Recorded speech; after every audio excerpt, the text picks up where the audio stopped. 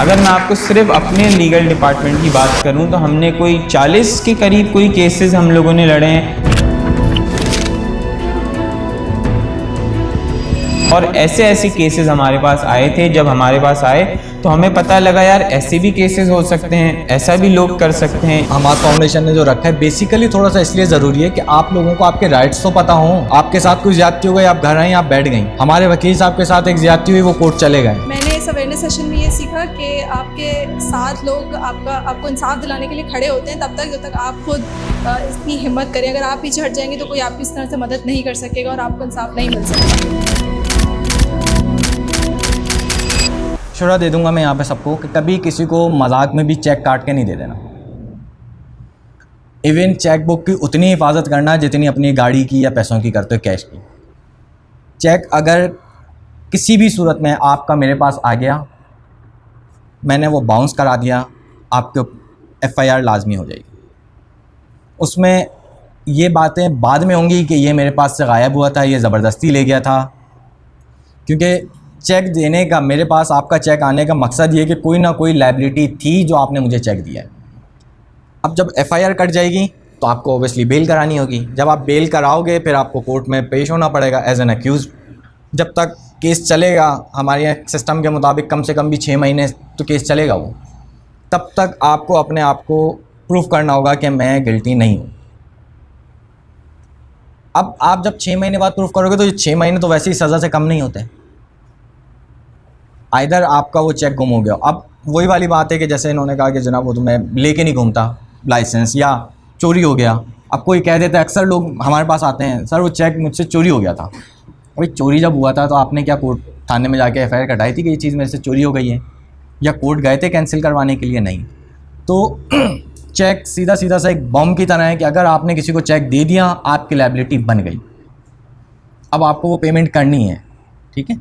अच्छा, ये इससे रिलेटेड एग्जांपल मैं वो इसलिए दे रहा था मुझे लगा किसी को आइडिया होगा। अगर एक टाइम पे आपने 2 चेक दिए हैं, फॉर एग्जांपल 2 लाख के, 1-1 लाख के 2 चेक दिए हैं। अब मैं 1 लाख पे एक FIR, 2 लाख पे दूसरे लाख पे दूसरी FIR, ये लोग जनरली करवाते हैं, लेकिन ये गलत है। दोनों चेक पे एक ही FIR होगी, क्योंकि वो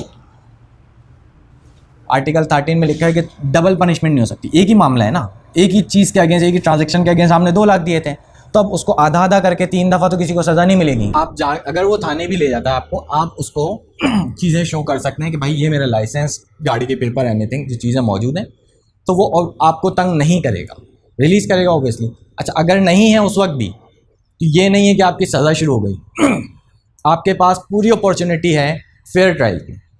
24 घंटे में, ये जो पहले लाइन में लिखा हुआ है, 24 घंटे में वो आपको कंसर्न मजिस्ट्रेट यानी कि जज के सामने पेश करेगा। जज भी आपसे पूछेगा क्या इशू है, आप उस वक्त डॉक्यूमेंट्स पेश कर देते हैं तो वो जो FIR अगर हो गई है तो वो ख़त्म हो जाएगी। चाहे ये वेपन से रिलेटेड हो, अगर वेपन आपके पास से मौजूद था, मिल गया, और वो आपके पास उस वक्त लाइसेंस नहीं था, आप बाद में कोर्ट में पेश कर दें, पुलिस को पेश कर दें, आपके पास फेयर ट्रायल की अपॉर्चुनिटी है। आप अपना वकील कर सकते हैं, आप अपनी जो डॉक्यूमेंट्स हैं वो प्रोवाइड कर सकते हैं थाने में, कोर्ट में। तो ऐसा नहीं है कि ऑन स्पॉट अगर आपके पास कोई चीज़ नहीं है और आपकी सज़ा शुरू हो, या किसी का कोई दिल चाह रहा है और उसने आपको कोई सज़ा दे दी, ऐसा कुछ नहीं है।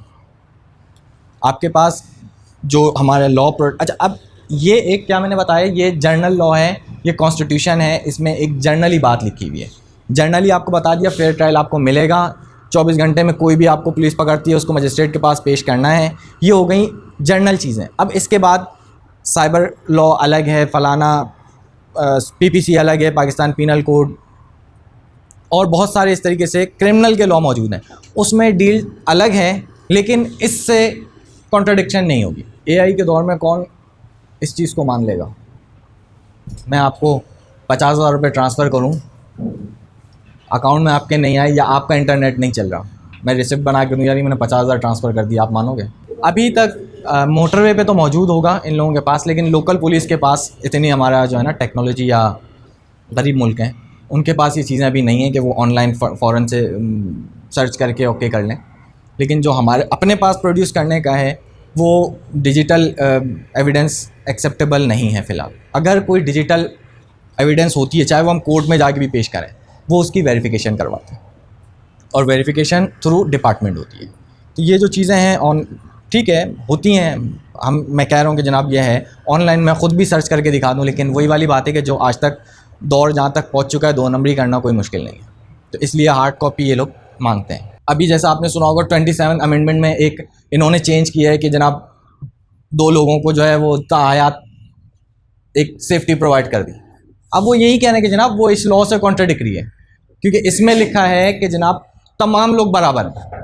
अब ये जो चीज़ें हैं ये सुप्रीम कोर्ट उसको डिफ़ाइन करके आपको आगे बताएगा कि जनाब नहीं ये है, ये है, या गलत है, सही है, उसकी एक्सप्लेनेशन कोर्ट कर देगा। लेकिन इससे जो भी डिफरेंट होगा या इससे कोई भी चीज़ कॉन्ट्राडिक्टरी होगी वो आप चैलेंज कोर्ट में कर सकते हैं, और वैसे वो होनी नहीं चाहिए। पहली बात होनी नहीं चाहिए। अगर कोई लॉ ऐसा बन जाता है तो उसको वो चैलेंज किया जाएगा और वो ख़त्म हो जाएगा। Please next slide.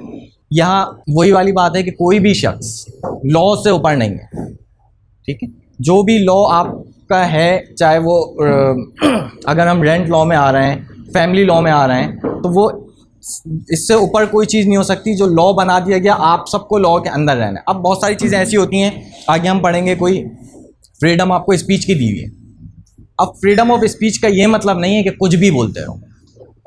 लॉ बना दिया गया है कि यहाँ तक आपने बोलना है। जैसे नामूस रिसालत से हम रिलेटेड ले लेते हैं कि जनाब एक लिमिट बता दी हर चीज़ में, वो आपने उससे आगे नहीं जाना है। Clean and healthy environment, article 9 है ये, 9A।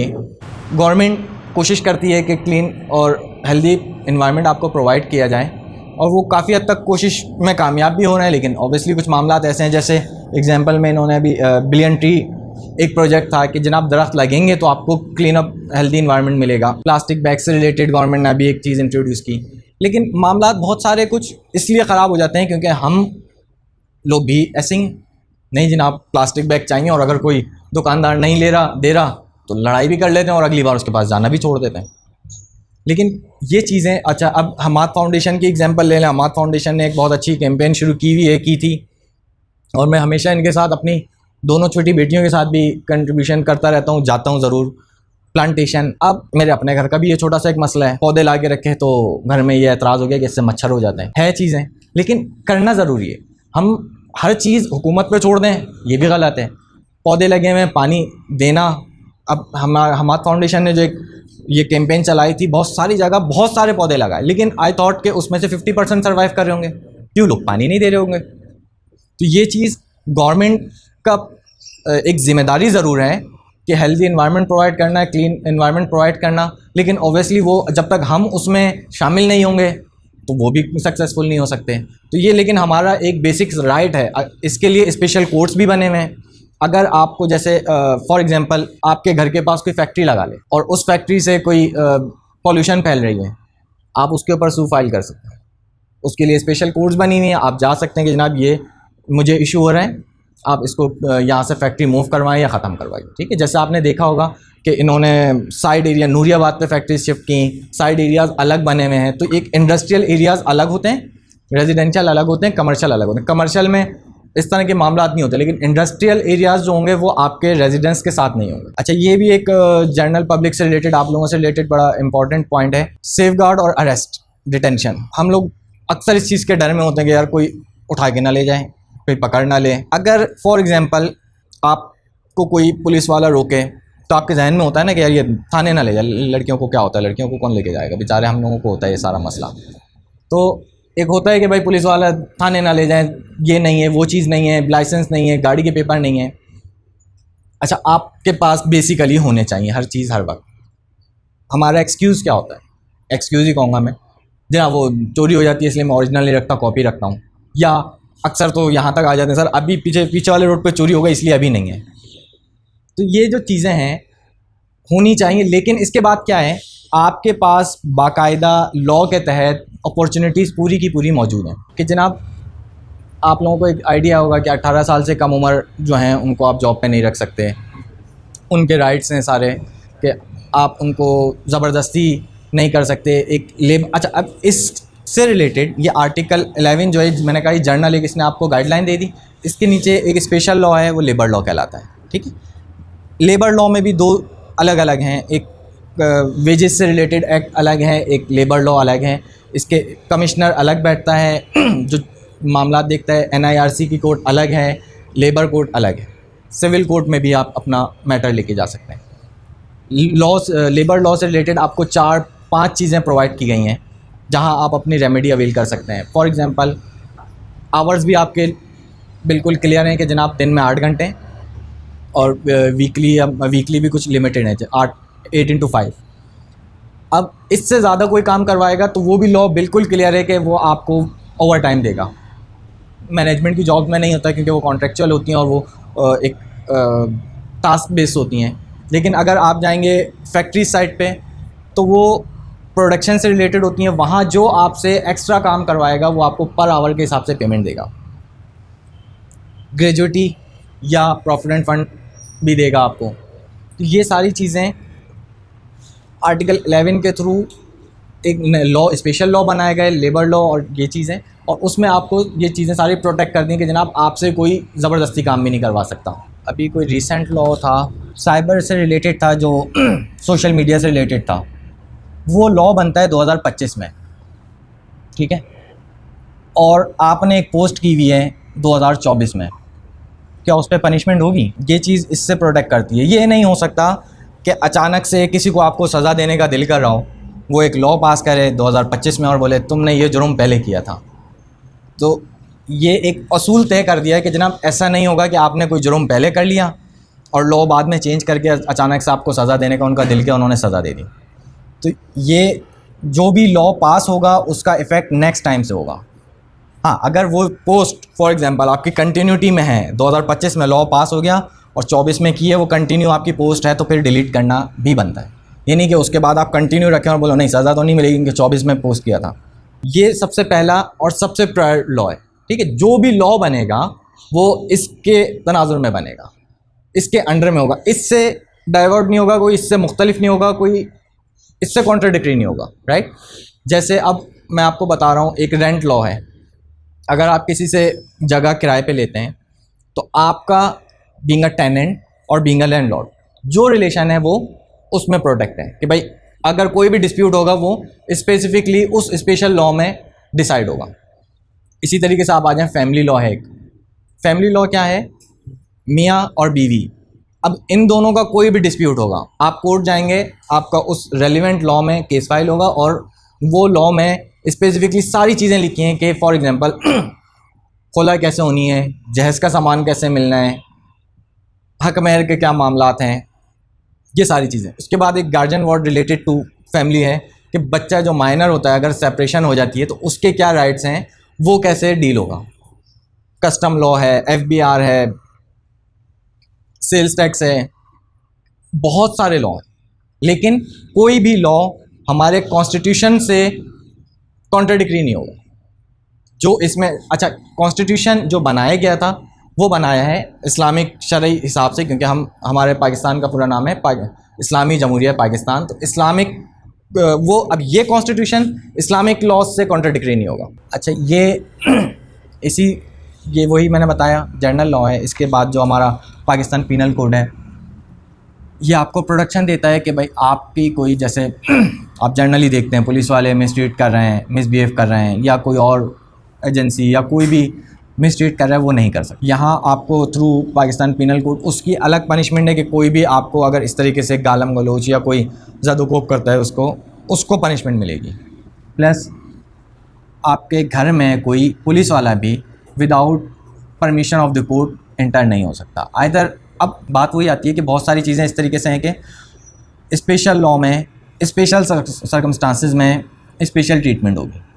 फॉर एग्जांपल पुलिस को या एजेंसीज़ को ये नॉलेज है कि अंदर दहशतगर्द बैठे हैं तो वो परमिशन नहीं लेगी, क्योंकि परमिशन लेने के लिए जो मजिस्ट्रेट सुबह बैठेगा और वो मुझे परमिशन लेके आएंगे तब तक तो वो वेट नहीं करेगा। स्पेशल सर्कमस्टांसिस में ये चीज़ डायरेक्ट भी वो आपके घर में या ऐसी प्रेमिसेस में एंटर हो सकती है पुलिस। अदरवाइज़ जो आपने ये डायलॉग सुना होगा, चादर और चार दीवारी, ये मामला बिल्कुल प्रोटेक्ट हैं, कोई आपके घर में ऐसे नहीं घुस सकता। Even though depend on situation, अब डिपेंड ऑन सिचुएशन ओपन कर दिया उसने। जैसे मैंने एग्जांपल दी थी कि आप कह रहे हो कि भाई पुलिस उसको मिसयूज़ कर सकती है, लेकिन ये भी तो बताओ कि जब अगर अंदर दहशतगर्द बैठे हैं और पता है कि अंदर दहशतगर्द बैठे हैं तो क्या वो एंटर हों या नहीं हो, ठीक है। लेकिन आपके सिनेरियो में फॉर एग्जांपल 489F जो मैंने चेक का आपको बोला कि चेक बाउंस का मुकदमा है, उसमें पुलिस इंटर होगी तो कल को आप मजिस्ट्रेट को कह सकते हो मैं दहशतगर्द तो नहीं था, ये कैसे इंटर हो गए, तो वो कार्रवाई पुलिस के अगेंस्ट हो जाएगी। तो जो सेक्शन होते हैं FIR के जिसमें हमारे यहाँ सज़ाएँ या जराइम मेंशन है, वो सारा डिस्क्राइब कर रहा होता है। अब अगर छोटे किसी केस में, लड़ाई झगड़े के केस में, क्या पुलिस आपके घर में घुस के आपको नहीं उठा सकती? आप अगले दिन जाके जज को कंप्लेन कर सकते हैं कि इन्होंने ये चीज़ की है, वो पुलिस वाला भी सस्पेंड हो जाएगा। जैसे आप लोगों को याद होगा एक वो वीडियो थी, कौन सी कोई पार्क की थी, रेंजर्स वाले ने किसी के पाँव पे गोली मारी थी, वो बंदा नीचे लेटा हुआ था और 3-4 रेंजर्स वाले खड़े थे, उन्होंने उसको गोली मार दी थी, शायद मर गया था वो, आई थिंक, है ना। अब वो चीज़ नज़र आ गई ना कि वो दहशतगर्द नहीं था, उसके पास बम नहीं था, वो आपके ऊपर अटैक नहीं कर रहा था। उसमें कार्रवाई किसके अगेंस्ट हुई थी? रेंजर्स वालों के अगेंस्ट हुई थी। तो जो चीज़ सामने बाद में आ जाए या पहले आ जाए, चीज़ खुल के आ जाएगी, ऐसा थोड़ी है कि मतलब अंधी चल रही है, वो चीज़ें सामने आ जाएंगी कि भाई आपने ये किया, ये गलत किया, ये सही किया है। Anything else? क्योंकि प्रोटेक्शन हमें करनी है अपनी, क्योंकि बेल बिफोर अरेस्ट का एक आपको ऑप्शन दिया गया ऑलरेडी ना, कि आपको अगर पता है कि FIR कट गई है और आप उस चीज़ में इन्वॉल्व नहीं हैं, आप अपने रीज़नेबल ग्राउंड्स देके, ये आगे एक टॉपिक है, आप अपनी बेल करवा सकते हैं। जहाँ तक किसी को कोई क्वेश्चन, हमारे यहाँ वो एक डॉक्यूमेंट बनता है PRC, परमानेंट रेजिडेंस, ठीक है, वो सिर्फ आपके एक डॉक्यूमेंट है कि आप कहाँ रहते हैं, उसमें ये कहीं रिस्ट्रिक्शन नहीं है कि पाकिस्तान के किसी दूसरे कोने में आप नहीं जा सकते, या आप जॉब कहीं दूसरे मुल्क में नहीं कर सकते। गवर्नमेंट की जो जॉब्स आती हैं उसमें हाँ कोटा होता है, क्योंकि वो वहाँ के, वो भी एक कोशिश की जाती है कि प्रोटेक्शन दी जाए राइट्स को, कि जो जहाँ रह रहे हैं उसको वहाँ पे जॉब मिल जाए। जैसे अगर मैं कुछ दूसरे ममालिक की आपको एग्जांपल दूँ, चाइना वगैरह की, तो वहाँ यहाँ तक है कि वहाँ एक स्पेशल इंडस्ट्रीज़ लगाती हैं शहरों में, कि एक शहर में जो है वो इलेक्ट्रॉनिक्स से रिलेटेड सारी इंडस्ट्रीज़ लगी हुई हैं, कहीं किसी शहर में पूरे में इंजीनियरिंग से रिलेटेड हैं, कहीं मोबाइल से रिलेटेड हैं, इस तरीके से डिवाइड कर दिया। क्यों? प्रोटेक्शन दे दी कि जनाब ये ना हो कि जैसे हमारे यहाँ एक है ये मसला 2-3 शहर हैं जहाँ बिज़नेस है, कराची, लाहौर, फैसलाबाद, बाकी शहर वाले क्या करें, उनको मजबूरन फिर मूव करना पड़ता है कराची, या वहाँ पे किसी को मूव करना पड़ता है लाहौर। अब चाइना ने क्या किया, उसमें उस शहर में ले जाके एक इंडस्ट्री लगा दी, तो क्या हुआ कि वहाँ के लोगों को वहीं कारोबार मिल गया। अब उसको ज़रूरत नहीं है कि वो यहाँ मूव करके आए, अपना घर छोड़ के आए या सारी फैमिली को छोड़ के आए, रिश्तेदारों को, एक अपनी बचपन की जगह छोड़ के आए। यहाँ अभी तक इस तरह का नहीं है, कोशिश की गई है। फैसलाबाद में इसी तरीके से इंडस्ट्री लगाई गई थी टेक्सटाइल की, और बहुत सारे शहर हैं, सिंध में अभी इस मामलात में कमी है। तो अगर इस तरीके से आपको जॉब वहीं मिल जाएंगी तो आपको मूव करने की ज़रूरत नहीं। लेकिन ये गवर्नमेंट से रिलेटेड जो मैं कोटा सिस्टम बताया उसमें होता है। ये टीचिंग की जॉब तो हर जगह आ जाती हैं, तो वो वहीं सक्खर, खैरपुर वगैरह में वो कहते हैं कि ये जॉब्स यहीं के रेजिडेंट के लिए हैं। लेकिन प्राइवेट जॉब हो या बॉस, और चल उसमें फिर रिमेनिंग कुछ होती है मेरिट पे भी, वो कोई भी कहीं से भी अप्लाई कर दें। लेकिन मूवमेंट की आपको आज़ादी, आप कहीं पे भी, यहाँ से आज आप मूव करना चाहें लाहौर, कोयटा, KP के कहीं पे भी जा सकते हैं। इसमें एज़ पर लॉ आपको बाकायदा इजाज़त है कि आपको कोई रोकेगा नहीं कि जनाब आप कराची के हैं तो आप लाहौर क्यों आ गए। या फॉर एग्ज़ाम्पल नंबर प्लेट पे ले लें, हमारे जहनों में एक चीज़ चल रही होती है कि जनाब ये मेरी सिंध की नंबर प्लेट है ना, तो पंजाब वाले ज़्यादा रोकते हैं, या पंजाब की नंबर प्लेट है तो वो ये लोग ज़्यादा रोकते हैं। रोक सकते हैं, पाबंदी नहीं है कोई। पूछ सकते हैं डॉक्यूमेंट्स का, पाबंदी कोई नहीं है, चाहे जॉब, चाहे मूवमेंट, एनीथिंग, कुछ भी हो। देखें 144 बेसिकली, फिर मैं बात वही कहूँगा, हमारे यहाँ असम्बली की बाकायदा इजाज़त है कि आप जमा हो सकते हैं, खेल सकते हैं, जलसा कर सकते हैं, कोई पाबंदी नहीं है जनरली। लेकिन बात वहीं आती है कि स्पेशली, जैसे मैंने अभी हमारी बात हुई कि भाई दहशतगर्द है तो थोड़ी वेट करेंगे, तो स्पेशली क्या है, अक्सर आपने सुना होगा जब ये रिलीजियसली भी जुलूस होते हैं तो 144 की पाबंदी लगा दी, असला नहीं लेके घूम सकते आप, टेंटेड गाड़ी तो वैसे भी एक खतरा है। तो यहाँ ये सारी चीज़ें इसलिए होती हैं कि लोग खड़े होकर अगर जमा हो जाएंगे और वहाँ कोई प्लान बनाएंगे तो वो नहीं पकड़ सकते आप। अब ये लाजमी नहीं है कि सिर्फ सियासी मामलात में ही हो, ये रिलीजियसली भी होता है, या जब गवर्नमेंट को कोई इन्फॉर्मेशन इस तरीके से होती है कि भाई शहर में कोई दहशतगर्द इंटर हो गए हैं, इंटेलिजेंस रिपोर्ट होती है ना, वो टेलीफोन क्रैक करके उनको पता चलता है। अब यहाँ ये नहीं है कि जनाब सिर्फ पॉलिटिकल पार्टीज़ को रोकने के लिए, ये आपकी सेफ्टी के लिए होता है। आपकी सेफ्टी के लिए मतलब अब अगर इन्फॉर्मेशन है कि दहशतगर्द हैं और आप जमा हो रहे हैं, गैदरिंगें चल रही हैं, तो धमाका होगा तो लोग भी ज़्यादा जाएंगे। और पकड़ना भी मुश्किल होगा किसी जुलूस के अंदर। ये होता है जैसे मुहर्रम के जुलूस होते हैं, रबीउल अव्वल के जुलूस होते हैं, उसमें भी होता है कि डबल साड़ी पे पाबंदी है, गैदरिंग नहीं करनी है, लेकिन वो एक स्पेसिफिक रूट दे देते हैं। ये नहीं कहीं पे भी नहीं है, स्पेसिफिक रूट दे देते हैं कि आपको यहाँ से रैली आप निकालें, यहाँ सारे जमा हों, 10 हों, 20 हों, जो भी 1000 हों, लेकिन और जगह पे जमा नहीं होना, क्योंकि और जगह पे जब जमा होंगे तो वो उनको पकड़ना मुश्किल है कि कौन दहशतगर्द है और कौन सिविलियन है। फ्रीडम ऑफ एसोसिएशन बनाने की आपको इजाज़त है, ठीक है। एहतजाज तो आप कर रहे हो, वो तो जर्नल हम अभी 10 लोग उठ के भी एहतजाज कर लें, कोई मसला नहीं है लेकिन फ्रीडम ऑफ एसोसिएशन का यहाँ मकसद ये है कि आप अपनी एसोसिएशन आज़ादी से बना सकते हो। आइदर वो पॉलिटिकल पार्टी भी हो, इसमें इंक्लूडेड है, आप पॉलिटिकल पार्टी भी बना सकते हो। आप बीच में थी स्टूडेंट एसोसिएशन पे पाबंदी, आप अपने स्टूडेंट्स की एसोसिएशन यूनिवर्सिटीज़ में बना सकते हो, जैसे वो MQM की थी पहले, क्या नाम था उसका, किस नाम से थी, APMSO, PTI की थी, पीपल्स पार्टी की थी, आप उसकी भी एसोसिएशन बना सकते हैं। आप जहाँ जॉब कर रहे हैं वर्क प्लेस पे, यूनियन का नाम सुना होगा, कई ऑफिस में यूनियन होती हैं, यूनियन बना सकते हैं। स्टूडेंट यूनियंस तो APMSO जैसे मैंने बताया, वर्क प्लेस पे इंडस्ट्रीज़ में बाकायदा यूनियंस होती हैं, उनके इलेक्शन होते हैं बाकायदा, क्योंकि वहाँ जो लेबर काम कर रही होती है अक्सर मैनेजमेंट से उनके, अब मैं इंडिविजुअल जाके मैनेजमेंट से बोलूँगा कि जनाब सैलरी बढ़ाओ, बोलेगा चलो भाई किधर आ गए। लेकिन जब एक नुमाइंदा 100 लोगों का नुमाइंदा जाके बोलेगा कि भाई सारे एम्प्लॉयज़ ये कह रहे हैं कि ये सैलरी कम है, बढ़ाएं, तो उनके ऊपर एक प्रेशर पड़ता है, वो बनाते हैं बाकायदा। उसमें वो स्ट्राइक्स भी कर सकते हैं, ये नहीं होता कि स्ट्राइक कर दी तो निकाल दिया। अब आप इंडिविजुअल गए, आपने बोला सैलरी बढ़ाओ, उसने नहीं बढ़ाई, आप बैठ गए मैं काम नहीं करूँगा, वो तो दूसरे दिन फारिग कर देगा, एक बंदे से उसको क्या फ़र्क पड़ेगा। तो आप एसोसिएशन बनाते हैं, रजिस्टर्ड होती है वो बाकायदा। उसके बाद जब आप एहतजाज करते हैं तो उसको भी पता होता है यार ये अगर मैंने काम इनका बंद कराया या इसकी बात नहीं मानी तो ये तो 100 या 200 लोग जो जितने भी लेबर है सारी बैठ जाएगी, मेरी तो काम ख़राब हो जाएगा। अच्छा, वो निकाल भी नहीं सकता क्योंकि प्रॉपर रजिस्टर्ड यूनियन होगी तो वो लॉ भी उसको प्रोटेक्ट करता है, लेबर लॉ, कि आप यूनियन बना सकते हो और इस तरीके से स्ट्राइक कर सकते हैं। प्रॉपर एक वे होता है, आप पहले नोटिस देते हैं, शो कॉज देते हो मैनेजमेंट को और देन आप काम बंद कर देते हो। बिल्कुल ऐसा ही है। देखें, आज़ादी आपको हर चीज़ की है, मैंने क्या बताया पहले कि ये एक जनरल लॉ है, इसके बाद कुछ चीज़ों की स्पेशल लॉ बना के उन्होंने रिस्ट्रिक्शन कर दी, ठीक है। अब अच्छा, ये लॉ बना है इस्लामिक लॉ से रिलेटेड, फिर ये है, देन आपके स्पेसिफिक या स्पेशल लॉ है। स्पेशल लॉ में कुछ चीज़ों को रिस्ट्रिक्ट कर दिया उसमें, ठीक है। स्पेशल लॉ में जैसे किस चीज़ को, नामूस रिसालत, मज़हब से रिलेटेड।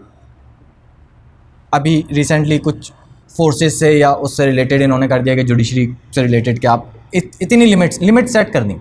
यहाँ हम बात कर रहे हैं जनरली, उन्होंने उसको स्पेसिफिकली कर दिया कि जनाब ये बात नहीं होगी, ये नहीं होगी, ये नहीं होगी। इसके अलावा आपने देखा होगा सोशल मीडिया सब यूज़ करते हैं, वो आमिर खान, शाहरुख खान, सलमान खान आज भी वहाँ बैठे हुए मुसलमानों से रिलेटेड बात कह ही नहीं सकते। यहाँ कितने लोग हैं जो इस बात पे कहते हैं कि जनाब नहीं, अमन होना चाहिए। अपनी फोर्स से रिलेटेड कितने लोगों ने पोस्ट किया हुआ होगा कि जनाब ये ऑपरेशन यूँ था, ऐसे था, वैसे था, ठीक है। यहाँ जितनी आज़ादी है वो शायद और जगहों पे नहीं है। इंडिया में वो एक शायद कायद-ए-आज़म का कॉल था कि वो ज़िंदगी भर अपनी जो है वफ़ादारियाँ साबित करते रहेंगे वहाँ के मुसलमान। वो हकीकतन आज भी मुसलमानों की फेवर की कोई बात नहीं कह सकते, ठीक है। यहाँ इससे आप देखें, हिंदुओं के फेवर की लोग बात कर रहे होते हैं, लोग जा रहे होते हैं हिंदू टेम्पल्स पे, मुस्लिम भी जब उनके ओकेजन्स होते हैं। आपको आज़ादी पूरी है, ठीक है। कुछ चीज़ें हाँ लिमिट कर दी, और वो सही लिमिट कर दी कि अब लोग दीन का मजाक उड़ाने लग जाएं, तो इसकी तो आज़ादी नहीं दे सकते। जैसे बीच में एक केस था, मेरे पास भी था, टिकटॉक बैन कराने के लिए हुआ था, बीच में दोबारा ओपन हो गया। अब बहुत सारी, क्यों टिकटॉक ओपन है, वहाँ कोई भी कुछ भी बना के डाल देता है। मैंने भी देखा कि जनाब बहुत सारी वीडियोज़ ऐसी थी जो देख के 1 मिनट के लिए फ़ोन कॉल जाए, यार ये क्या दीन से रिलेटेड थी सारी। तो अब हर चीज़ की ओपन आज़ादी तो नहीं दी जा सकती। इसी तरीके से फोर्सेस हैं या जुडिशरी है, आप उसको तनकीद करो, उसकी जजमेंट को कोई नहीं रोकेगा, लेकिन जज को पर्सनली गाली देना या पर्सनली किसी, अब इससे पहले जो हमारा एक था आपके डिग्निटी से रिलेटेड आर्टिकल, वो भी तो कहीं है ना। अब एक तरफ डिग्निटी, एक तरफ फ्रीडम ऑफ स्पीच है, दोनों कॉन्ट्राडिक्शन होगी तो उसको कहीं तो संभालना है। तो उसमें आप उसको कंट्रोल करते हैं कि जनाब आप करो, जैसे जज की जजमेंट को आप क्रिटिसाइज़ करो, बंदे को नहीं करो कि जज ही बुरा है, जज यूँ है, या फलाना पर्सन ऐसा है, कोई फोर्सेस का ले लो या किसी सियासतदान को ले लो आप, उसको पर्सनली क्रिटिसाइज़ करोगे तो उसको वो आपको सू भी कर सकता है, आपके अगेंस्ट भी कार्रवाई हो सकती है, लेकिन उसकी एक्ट को करोगे तो नहीं होगा। ये एक जर्नल हमारे होना चाहिए सेंस कि जनाब हमें किसी को पर्सनली नहीं करना, उसकी जजमेंट को, उसके एक्ट को करो, उसकी पॉलिसीज़ को करो क्रिटिसाइज़, आप कर सकते हैं बिल्कुल। मैंने यही कहा ना कि वो आपको डिग्निटी का ख्याल रखते हुए उस चीज़ को करना है। अच्छा, अब आपका एक ट्रायल कोर्ट होता है जहाँ आपका केस चल रहा हो, फॉर एग्जांपल FIR कटी, आपका केस चलेगा, वो एक जज जजमेंट देगा कि इसने ये कहा, इसने ये कहा, इसके पास से चर्च बरामद हुई, तो इसको ये 3 साल की सज़ा फॉर एग्जांपल।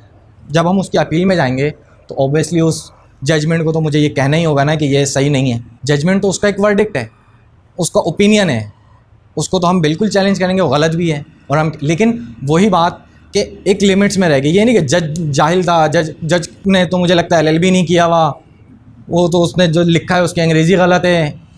इन चीज़ों को पर्सनली अटैक नहीं होगा, लेकिन जो वर्डिक्ट है कि जनाब उसने 3 साल की सज़ा दी, बिल्कुल नहीं, हम उसको लिख सकते हैं कि इस लॉ में तो 3 साल, फॉर एग्जांपल दे रहा हूँ कि इसमें तो 3 साल की सज़ा ही नहीं है, इसमें तो है ही 2 साल की सज़ा, तो ये जजमेंट ही गलत है।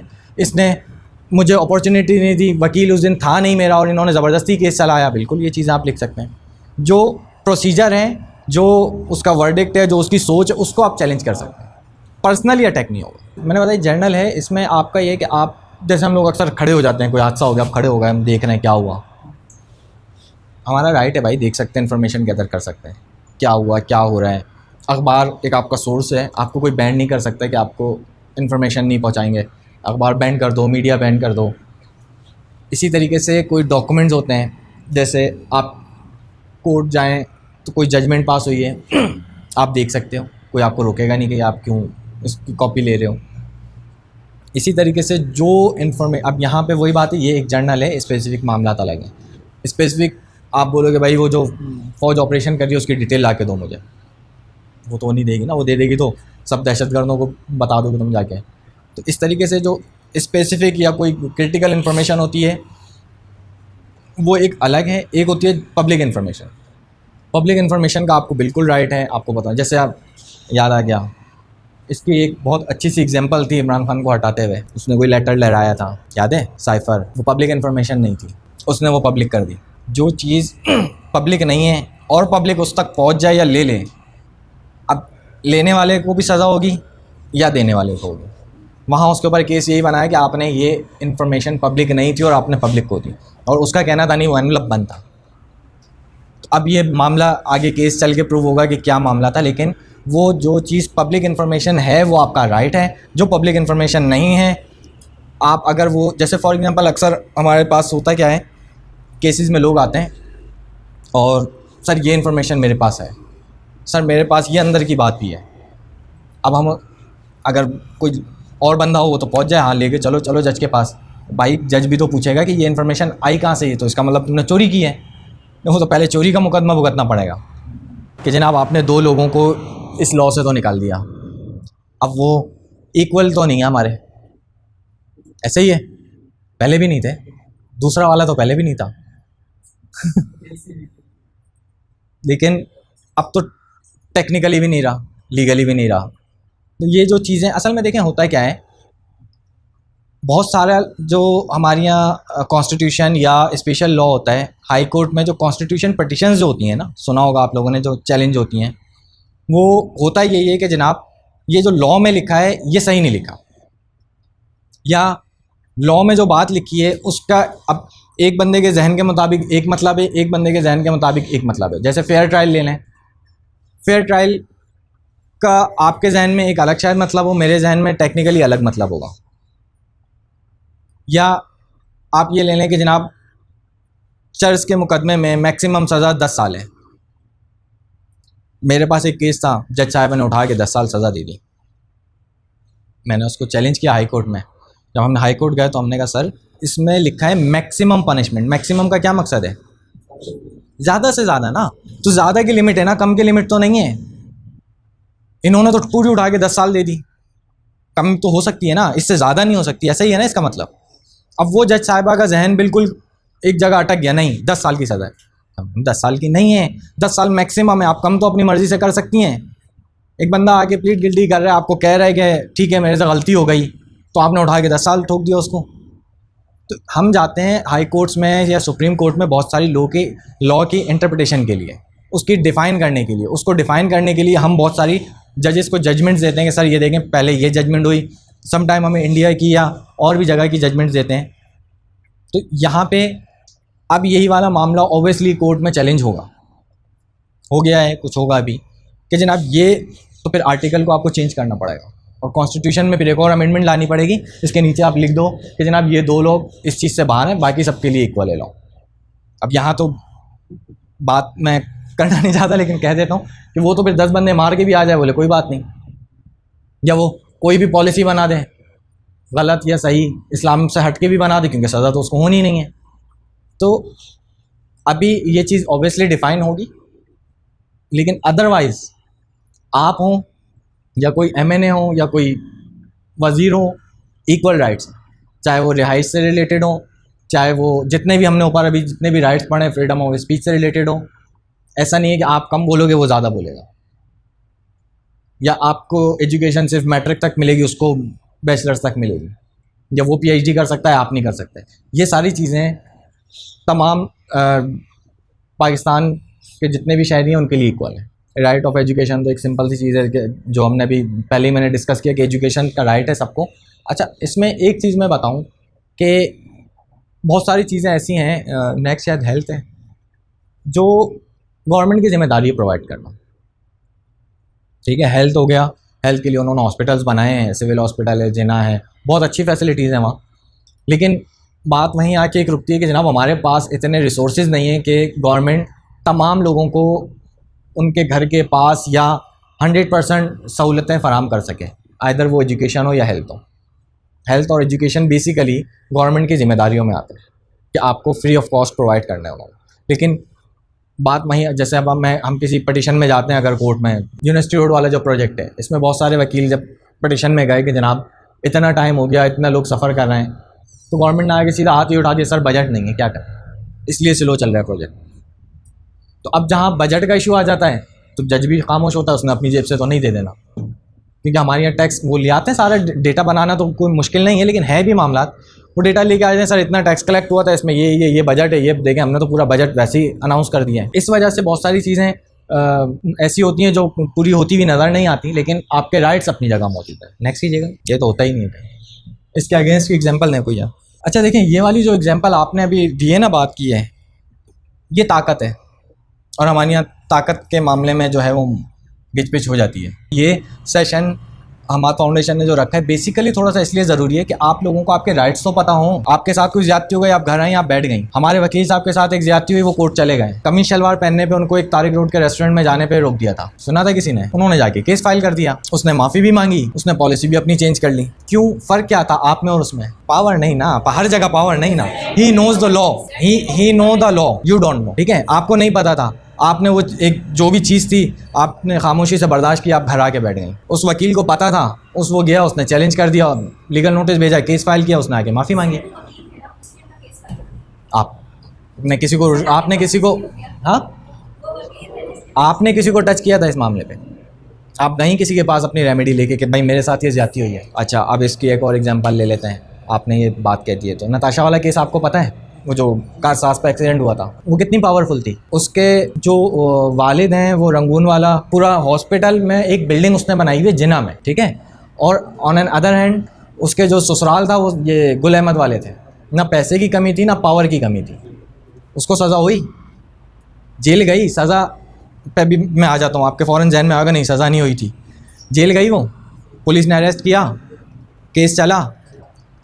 अब क्या हुआ है कि उसके साथ जर्नल वकील भी खड़े थे क्योंकि वो गरीब थे जो मर गए थे, बहुत सारी सोशल ये एसोसिएशंस भी खड़ी थी, उसका केस डिफेंड किया गया।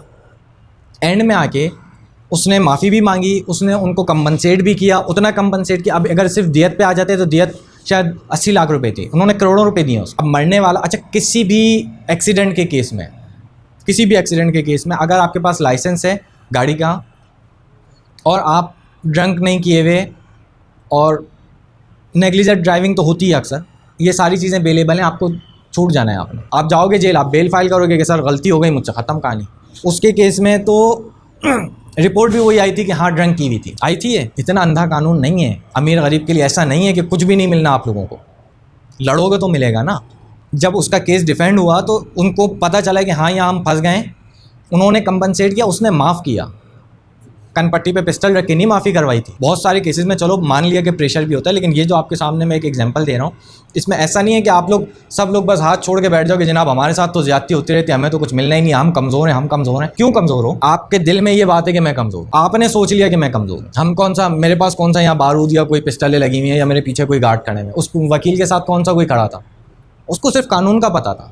उसने बोला मेरे साथ डिस्क्रिमिनेशन हुई है, मेरी इंसल्ट हुई है, मैं जाके ये काम करूँगा। अभी रिसेंट एक एग्जांपल है, एक दोस्त ने मुझे मछली भेजी बाइके के थ्रू, बाइके वाला बीच में गायब हो गया। आप लोगों में से ज़्यादातर होते तो वो क्या करते, यार छोड़ो चली गई तो चली गई, बस बाइके पे कंप्लेन करते ना, और बहुत ज़्यादा होता, सोशल मीडिया पे डाल देते। अच्छा, अब सोशल मीडिया पे डालते तो मसला किसको होता? बाइक या कंपनी को। उस राइडर का क्या था, वो तो लेके चला गया, वो दूसरे दिन जो है वो दूसरी कंपनी लॉगिन कर लेगा, चलाएगा। मैंने उसको कंप्लेन की पुलिस को, पुलिस ने पकड़ के दे दिया बंदा मुझे। पहले तो वो ड्रामे करता रहा कि सर वो मुझसे डकैती हो गई थी, ये हो गया था। एंड में जब मैंने उसको बताया कि अब अच्छा, इसी में एक और बात, मुझे कह रहे हैं कि फ़लाना जगह पे हुई थी और मैंने फ़लाना थाने में कंप्लेन की है। अब चूंकि मुझे लॉ पता था, मैंने कहा बेटा वहाँ थाना तो ये लगता ही नहीं है, वहाँ तो थाना ही ये लगता है। अब वो जब घिर गया तो उसने फिर आखिर में आगे मुझसे माफ़ी मांगी, सर मैं वो घर ले गया, मैंने माफ़ कर दिया, कोई मसला नहीं है। लेकिन देखें, आपको अपने राइट्स पता होंगे तो आप कोई बात करेंगे ना। अगर आप सिर्फ जहन में ये रख के, है बहुत सारे हमारे मुल्क में ये चीज़ें हैं, ताकतवर कमज़ोर अमीर गरीब, लेकिन सिर्फ ये नहीं है कि आप इस चीज़ को लेके सारी चीज़ें छोड़ दो कि जनाब मैं कमज़ोर हूँ, मेरे पास पैसे नहीं हैं। हमाद फाउंडेशन ने यहाँ कितने लोग ऐसे हैं जिनका 0 रुपीज़ पे केस फाइल किए और केस लड़े। मैं ही यहाँ पे रिप्रेजेंट करता हूँ, हमारी टीम थी। एक शख्स ऐसा था जो 8 महीने से जेल में था, कोर्ट ने उसकी ज़मानत दी थी 5,000 रुपये का। बड़ी मुश्किल से मैं ख़ुद जेल गया, मैंने उससे उसके वालिद साहब का नंबर लिया, मैंने उसके वालिद को फ़ोन किया, मैंने कहा भाई आपका बेटा जेल में पड़ा है 8 महीनों से, आपको पता है? हाँ मुझे पता है।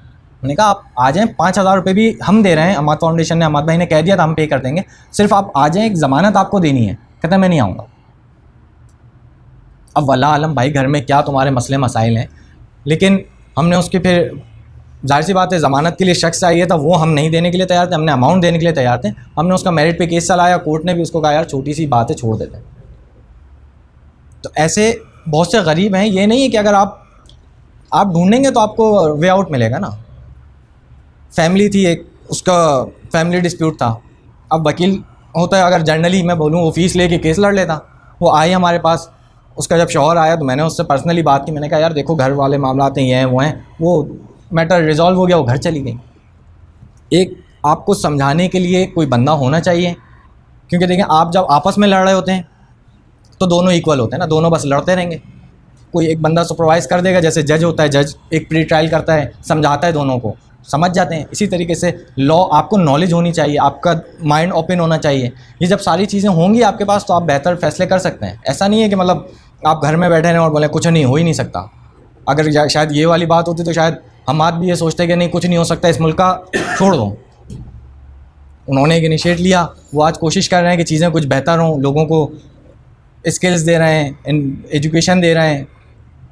तो ये चीज़ें सारी आप लोगों के लिए हैं कि जब आप लोग, अच्छा अब मसला क्या है कि हम इतना एक एजुकेशन की तरफ जा रहे होते हैं, स्पेशल एजुकेशन, वो इंजीनियरिंग कर रहे हैं, कोई टीचिंग में मसरूफियत इतनी होती है, हम जनरल चीज़ों को छोड़ देते हैं। जैसे ये एक प्लेटफॉर्म है, आपने 2 घंटे के लिए टाइम निकाला, आपको एक चीज़ पता चल जाएगी, आपको ये पता चल जाएगा कि मैं किस चीज़ को किस तरीके से अप्रोच कर सकता हूँ, मेरे राइट्स क्या हैं। ये जो हमने लेबर से रिलेटेड बात की थी, ये वही है कि सर्विस का मुराद है जॉब पे आपके साथ कोई डिस्क्रिमिनेशन नहीं होगी। एक बैरियर आता है, वो हमारा अपने लिए बैरियर है। जैसे अब हम यहाँ रह रहे हैं तो हम सोचते हैं यार सिंधी सीख लें, नहीं सिखाती है, ठीक है, लेकिन सीखनी चाहिए। अगर सीख लेंगे आपको आसानी है, लेकिन कोई बैरियर नहीं है, लीगली बैरियर नहीं है। आपका ग्रोथ में बैरियर होगा, आपके और चीज़ों में होगा, लेकिन आपके लिए लीगली कोई बैरियर नहीं है कि आपको इस चीज़ पे कोई डिस्क्रिमिनेशन नहीं हो सकती कि आप, अच्छा आप सिंधी बोलते हो आपको ये जॉब नहीं मिलेगी। अच्छा अब वहाँ ये बात भी दोबारा आती है कि अगर कोई प्राइवेट, ये तो लॉ बना हुआ है ना, गवर्नमेंट फॉलो करेगी, लेकिन अगर कोई प्राइवेट जॉब पे जाना है आप, और वो आपको ये कह के निकाल रहा है या आपको ये कह के रिफ्यूज़ कर रहा है आपकी CV कि नहीं आप सिंधी हैं, पंजाबी हैं या फ़लाना एनीथिंग, आप उसको बाकायदा चैलेंज कर सकते हो कोर्ट में। कि आपके साथ डिस्क्रिमिनेशन हुई है। टैक्स हम लोग क्या करते हैं, टैक्स से क्यों लगता है हम पे और क्या होता है? ठीक है, टैक्स बेसिकली हम लोग मतलब कलेक्ट होता है पीपल से, बिजनेसेस से डिफरेंट, और जो यूज़ होता है फिर हमारी डिफरेंट जो आपके स्कूल्स हैं, आपके हॉस्पिटल्स हैं, ठीक है, वहाँ पे यूज़ होता है। अच्छा, फिर इसमें दो कैटेगरीज आ जाती हैं, इनकम टैक्स और सेल टैक्स। अच्छा, इनकम टैक्स डायरेक्टली जो है वो आपकी अर्निंग पे लगता है, सैलरी हो गई आपकी बिज़नेस की इनकम हो गई। अच्छा, सेल टैक्स है जो है वो आपकी गुड्स वगैरह पे लगता है, जो आप परचेजिंग वगैरह कर रहे होते हैं, लाइक मोबाइल फ़ोन हो गया आपका, जो ग्रोसरी वगैरह होती है उस पर डायरेक्टली आपका सेल टैक्स लग रहा होता है, तो वो इनडायरेक्ट टैक्स कहलाता है टैक्स कीमत में। बहुत सारे जो वो रिटर्न वगैरह तो फाइल कर ही रहे होंगे, अगर सैलरी अगर 50,000 से ऊपर है किसी की, रिटर्न फाइल कर रही हैं आप लोग? नहीं कर रही। तो बेसिकली हमारे यहाँ होता है ये कि अगर आपके 50,000 से ऊपर सैलरी है तो आपकी मंथली डिडक्शन होगी टैक्स की, ठीक है, जो एम्प्लॉयर की लाइबिलिटी है कि आपकी विदहोल्ड करेगा टैक्स और फिर वो आगे पे करेगा गवर्नमेंट को, ठीक है। और हमारी जो लिमिट है पूरे साल की, अगर 6 लाख से अबव है इनकम तो आप पे टैक्स लगेगा, अदरवाइज़ टैक्स नहीं लगेगा। बहुत सारे होता है कि हम जो ना टैक्स रिटर्न फाइल करें, क्यों करें, हमें टैक्स लग जाएगा हम पे, और ये बहुत सारी चीज़ें होती हैं। तो ऐसा नहीं है कि आपको हमेशा टैक्स लगेगा। तो ये वाली सारी चीज़ें जो आप जहाँ आपको टैक्स मतलब लगता है, लेकिन आपको अंदाज़ा नहीं होता। आप कोई भी चीज़, आप यहाँ तक कि अगर आप बस से आ रही हैं, आप गाड़ी से आ रहे हैं, ठीक है, टैक्सेस इन्वॉल्व हो जाते हैं आपके डेली लाइफ में। पूरी हमारी जो यूथ है वो मायूस है पाकिस्तान से कि पता नहीं हमारे मुल्क का क्या फ्यूचर है। ऐसा मैं भी सोचता था आज से 10 साल पहले तक। 10 साल पहले हमने एक ऑर्गेनाइजेशन बनाई थी जिसका एक ही मकसद था कि हमने पाकिस्तान को कैसे बदलना है। पाकिस्तान कोई 2 दिन में, 4 दिन में, 2 साल में, इवन 10 साल में भी नहीं बदल सकता। पाकिस्तान के जो मसले हैं वो इतने ज़्यादा फैल गए हैं, इतने उसकी जड़ें इतनी ज़्यादा मजबूत हो गई हैं कि हमें आसानी से डेकेड्स लग जाने, हमारी पूरी ज़िंदगियां लग जानी हैं सिर्फ़ उस पाकिस्तान के मसलों को सुधारने के लिए। एक तो ये ऑप्शन होता कि हम जैसे ज़िंदगी गुज़र रही है वैसे ही गुजार लेते, जैसा चल रहा है सब वैसे ही चलता, कोई मेरी ज़ात पे फ़र्क नहीं पड़ता, बहुत सारे लोगों की ज़ात पे नहीं फ़र्क पड़ता, हमें तो नहीं इतना ज़्यादा कुछ पता लगता। लेकिन इसका जो असल नुकसान हो रहा है ना, वो इसका असल नुकसान हो रहा है हमारी मिडिल क्लास, एलीट क्लास को या अपर मिडिल क्लास को इतना ज़्यादा फ़र्क नहीं पड़ा। असल नुकसान हो रहा है जो आपके मिडिल क्लास हैं। जो लीगल डिपार्टमेंट की मैं बात करूं कि कॉन्स्टिट्यूशन भी है हमारे पास, हमें ऐसा लगता है कि हमारा शायद कॉन्स्टिट्यूशन ख़राब है, पाकिस्तान में कोई लॉ एंड ऑर्डर नहीं है, कोई फॉलो नहीं होता, हर चीज़ हमारे पास मौजूद है, सिर्फ जो उसको इम्प्लीमेंट करवाने वाले लोग हैं ना, फॉल्ट वहाँ पे आता है। क्या हमारे पास कॉन्स्टिट्यूशन नहीं है कि अगर कोई कत्ल कर रहा है तो उसको जेल में डालना है? हर चीज़ है हमारे पास सिर्फ एक ही मसला है कि जो इम्प्लीमेंट जिसने करवाना है, या गवर्नमेंट ने करवाना है, या लॉयर ने करवाना है, या जज ने करवाना है, वहाँ पे हमारा मसला क्रिएट होता है कि वो लोग कॉम्प्रोमाइज़ हो जाते हैं। अब जैसे असद भाई जैसे लॉयर हैं हमारे पास, तो ऐसे एक तो नहीं होंगे, ऐसे बहुत सारे होंगे जो अलग अलग जगह फैले हुए होंगे, कुछ ना कुछ अपनी कैपेसिटी में रहते हुए पाकिस्तान को सर्व कर रहे होंगे। अगर मैं आपको सिर्फ अपने लीगल डिपार्टमेंट की बात करूं तो हमने कोई 40 के करीब कोई केसेस हम लोगों ने लड़े हैं, 40 से 50 के बीच में हमने फ्री ऑफ कॉस्ट लड़े हैं, किसी से 1 रुपया नहीं लिया। और ऐसे केसेस हमारे पास आए थे। जब हमारे पास आए तो हमें पता लगा यार ऐसे भी केसेस हो सकते हैं, ऐसा भी लोग कर सकते हैं, इतनी ज़्यादती भी हो सकती है। उसमें कई लोग ऐसे थे कि जिनको बेसिक लीगल अवेयरनेस ही नहीं थी। अब जैसे इन्होंने अभी एक केस बताया था असद भाई ने कि एक बंदे के पास 5,000 रुपये वो जमा नहीं करवा रहा था और वो जेल से बाहर आ जाए। उसके बाप के अंदर इतनी अवेयरनेस ही नहीं थी कि वो जमा करवाए, 5,000 उसको निकाले और अपने घर में जो भी उनके इंटरनल मसले हैं वो घर में सुलझाएं, बजाय इसके उसने उसको जेल के अंदर छोड़ा हुआ है। ऐसे कई मतलब हमने बच्चों को उनकी माँ को मतलब बाप की कस्टडी से छुड़वाया है, जो कि वो डाइवोर्स के बाद उनकी माँ से मिलने नहीं दे रहे थे। तो ये बेसिक केसेस होते हैं जो कि खातून जब जाती है किसी भी कोर्ट कचहरी में या थाने में जाती है तो उसको इतना मैनिपुलेट कर दिया जाता है कि उसे नहीं समझ में आता कि हम क्या उसके लिए कर सकते हैं। तो हमारा लीगल डिपार्टमेंट का एक ही मकसद है कि हमने कैसे इंसाफ की फराहमी को स्मूथ बनाना है, आसान बनाना है। जो आप शायद आप लोगों ने भी ये फैक्ट पढ़ा हो, कुछ टाइम पहले हमने ये डॉन न्यूज़ में आया था ये कि पाकिस्तान की जो जुडिशरी है वो आखिरी नंबर्स पे आती है इंसाफ देने के हवाले से। और अगर ये बात सही है ना असल में, ये बिल्कुल सही बात है कि पाकिस्तान की जो जुडिशरी है, हमारे जो जजेज़ हैं, वो एक कोई भी केस उनके पास जाता है उसको वो इतना डिले करते हैं। अगर आज आप इंसाफ लेने जाएंगी तो मुझे उम्मीद है कि आपके नवासे या पोतों को तो इंसाफ मिल ही जाएगा। मिल जाता है, टाइम ज़रूर लगता है, पैसे खर्च होते हैं, पूरी पूरी ज़िंदगियां लग जाती हैं, लोग कब्र में चले जाते हैं, उसके बाद इंसाफ आता है। परवेज़ मुशर्रफ एक बहुत ताकतवर आदमी था, उसके केस का रिज़ल्ट तब आया कि जब वो दुनिया से जा चुका था। दो उसके अगेंस्ट आया, लेकिन तब आया जब वो दुनिया से जा चुका था। तो ऐसे इंसाफ का क्या फ़ायदा कि जब लोग दुनिया से जा चुके हों। अब क्या करना था उसने इंसाफ का, या जिसने केस फाइल किया था उसने जीत के क्या कर लेना था, इर्रेलेवेंट हो गया था। जुल्फ़िकार अली भुट्टो के केस का फ़ैसला उसके मेरे ख्याल है 30-40 साल बाद आया। 30-40 साल बाद उसकी फांसी के फ़ैसला आया कि ये पता नहीं फांसी गलत थी या क्या थी।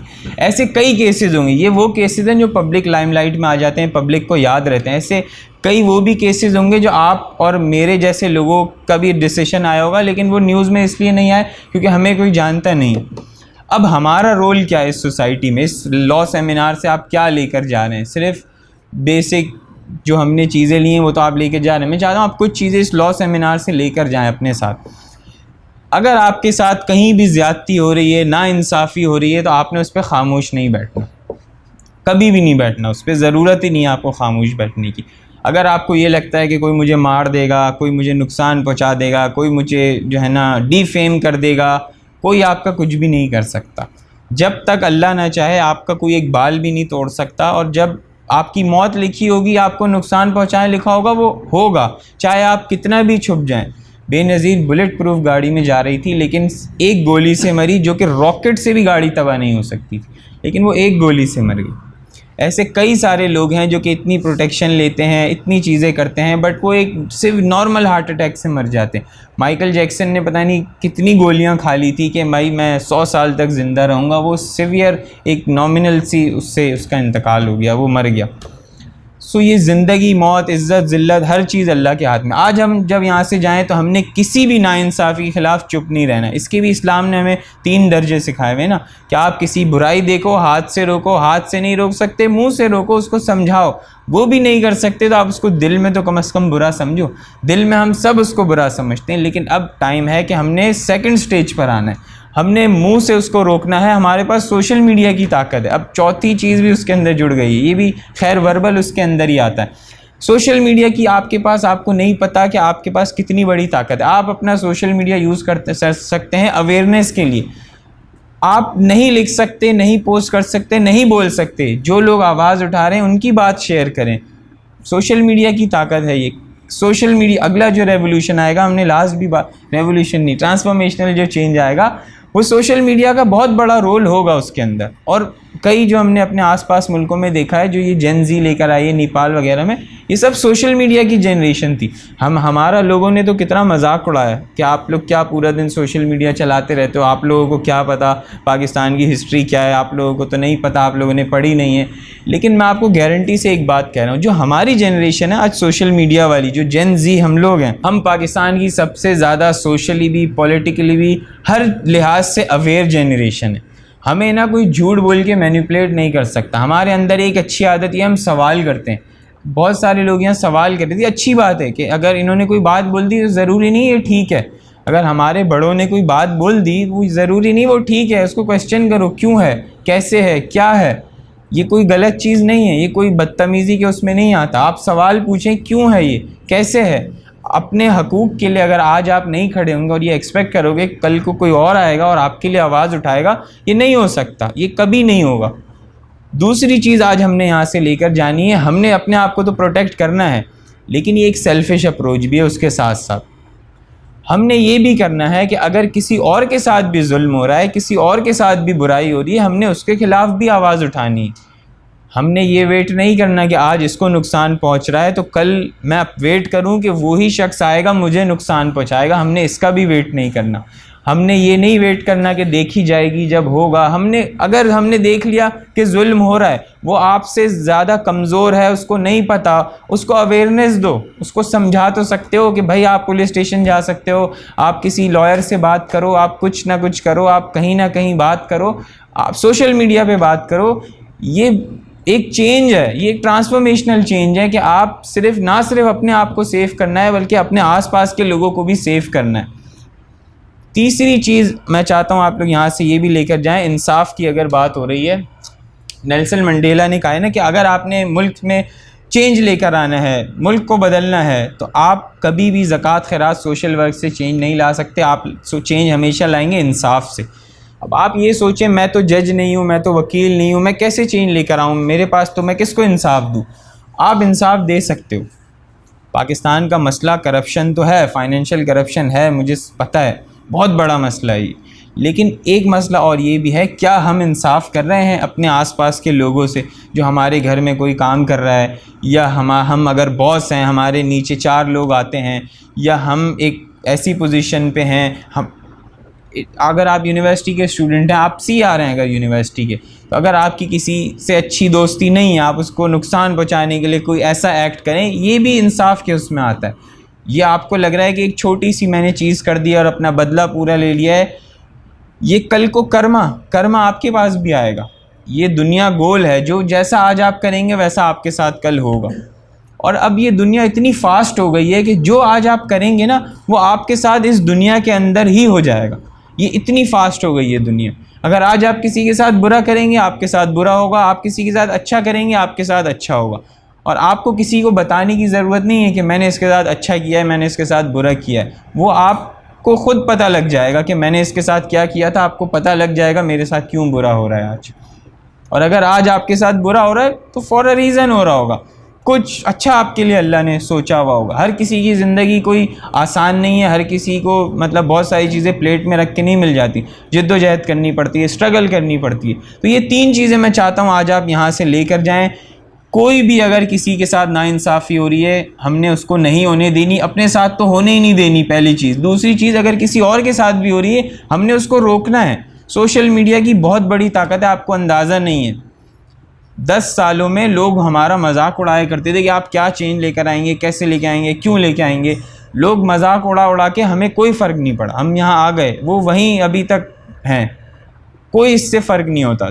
तीसरी जो आपने चीज़ करनी है, इंसाफ करना है। कुछ भी आप कर रहे हो, आप किसी भी पोजीशन पे हो, अगले 20, 25, 30 साल में आप कहीं भी चले जाओगे, आपने किसी के साथ नाइंसाफ़ी नहीं करनी, किसी को मैनिपुलेट नहीं करना, किसी के साथ बुरा नहीं करना। हर शख्स के साथ आप लोगों ने एक अच्छी तरह पेश आना। बाकी थैंक यू सो मच, आप लोग हमारे इस लीगल उसके अंदर आए। किसी का भी कोई क्वेश्चन भी है किसी भी किस्म का, तो आप लोग पूछ सकते हैं। Thank you so much.